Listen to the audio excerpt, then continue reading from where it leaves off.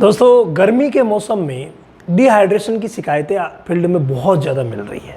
Dehydration जब भी शरीर में, विशेष तौर से खून में जब पानी की कमी हो जाती है, उसको हम डिहाइड्रेशन बोलते हैं।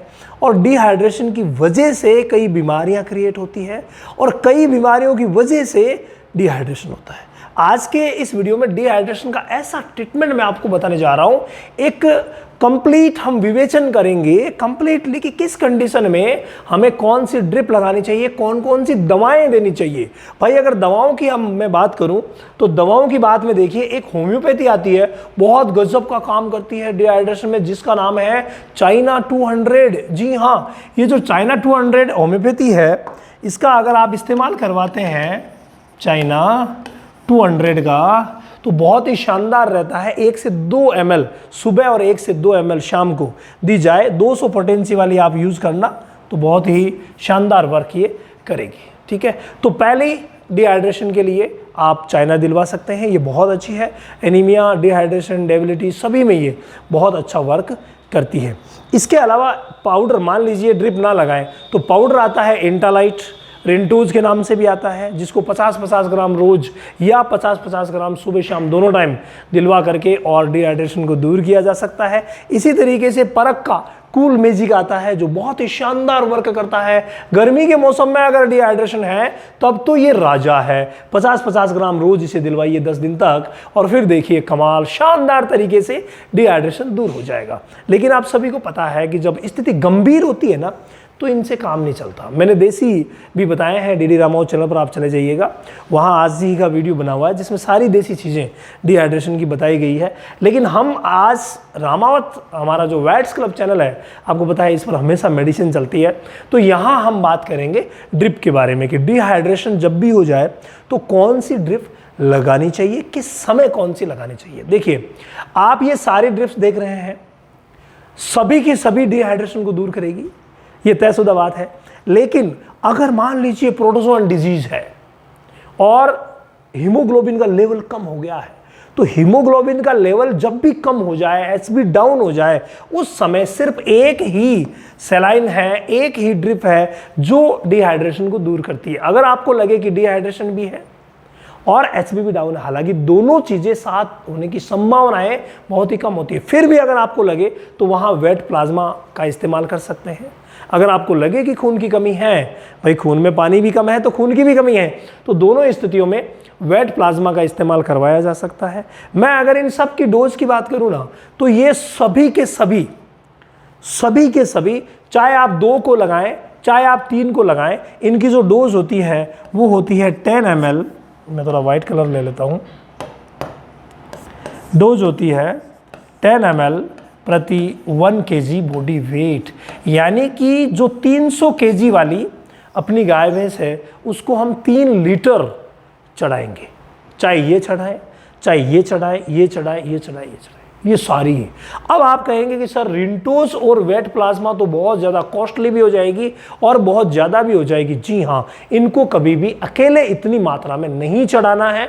हम नॉर्मली वेट प्लाज्मा का इस्तेमाल 1 लीटर करवाते हैं 300 kg वाले के लिए, और रिंटोज का इस्तेमाल भी 1 लीटर करवाते हैं। लेकिन ये होता है अकॉर्डिंग टू कंडीशन। भाई बीमारी क्या है, कंप्लीट चीज़ें देखी जाती है। अगर ब्लड रिपोर्ट आई है तो कंप्लीट ब्लड रिपोर्ट भी देखी जाती है। अगर आप चाहते हैं कि ब्लड रिपोर्ट्स वगैरह अच्छे तरीके से मैं जांच करूं, अच्छे तरीके से देखूं, तो मेरे हमारा जो रामावत एनिमल ऐप है, वहाँ पर weight life changing class start हो गई है, आने वाली 21 तारीख से स्टार्ट हो रही है।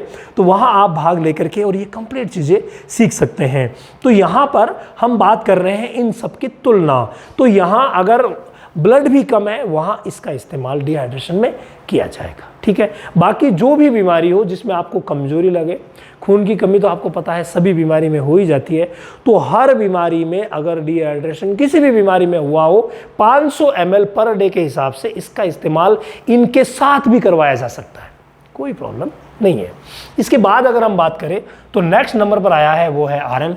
आरएल भी कुछ आरएल भी कुछ इसी तरीके से काम करता है जैसे वेट प्लाज्मा काम करती है, लेकिन इसका इस्तेमाल हम अगर एसिडोसिस की वजह से या जहां खून की कमी भी है, एसिडोसिस भी है, उसके वजह से अगर मान लीजिए डिहाइड्रेशन हुआ है तो वहाँ हम RL का इस्तेमाल करवा सकते हैं। इसके अलावा अगला आता है NS, नॉर्मल सलाइन। ये हमेशा ही पानी की पूर्ति करता है और हर स्टेज में चलाया जाता है, लेकिन जिस स्टेज के लिए इसे विशेष जाना जाता है, वायरल और प्रोटोजोन बीमारियों में जब टेम्परेचर हाई रहता है, तेज तापमान यानी हाई टेम्परेचर पर इसका इस्तेमाल करवाया जाता है। यानी टेम्परेचर जब हाई हो, 104 से ऊपर हो, तो उस कंडीशन में डिहाइड्रेशन भी है तो वहाँ इसका इस्तेमाल बहुत ही शानदार सिद्ध होता है। इसके बाद आता है नंबर DNS का। DNS dextrose normal saline. इसको नॉर्मल जो टेम्परेचर होता है, नॉर्मल टेम्परेचर पर अगर डिहाइड्रेशन हुआ है तो इसको इस्तेमाल किया जाता है, या मान लीजिए लो टेम्परेचर भी है और डिहाइड्रेशन हुआ है तब इसका इस्तेमाल करवाया जाता है। या कहीं पर भी न्यूरोलॉजिकल सिम्टम्स आ रहे हों, डिहाइड्रेशन भी है साथ में न्यूरोलॉजिकल सिम्टम्स भी आ रहे हैं, वहाँ ये बहुत अच्छा वर्क करता है। तो पेट संबंधी तकलीफ जहाँ पर भी हो, वहाँ एसिडोसिस हो चाहे कोई दूसरी जैसे मान लीजिए बंद वगैरह हो गया, वहाँ पर इन दोनों का इस्तेमाल करवाया जाता है, ठीक है। लेकिन अगर अकेले नसों की प्रॉब्लम है, न्यूरोलॉजिकल डिसऑर्डर है, तो वहाँ ये बहुत अच्छा वर्क करता है, ठीक है। तो वहाँ इसको, लेकिन अगर इसी में हाई टेम्परेचर है तो भाई NS चढ़ाना पड़ेगा। इसके बाद नंबर आता है रिंटोज का।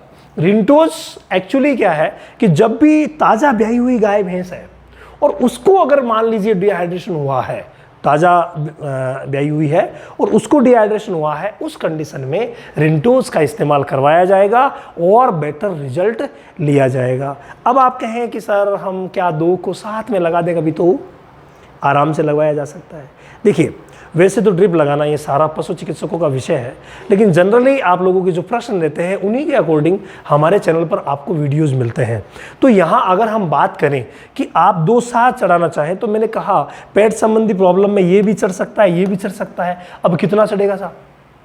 तो दोनों का जो मिला करके वॉल्यूम है वो ये करना है, यानी दोनों को मिला करके और 3 लीटर करना है। अब आपने 1.5 लीटर ये लिया और 1.5 लीटर ये लिया, बिल्कुल चल जाएगा।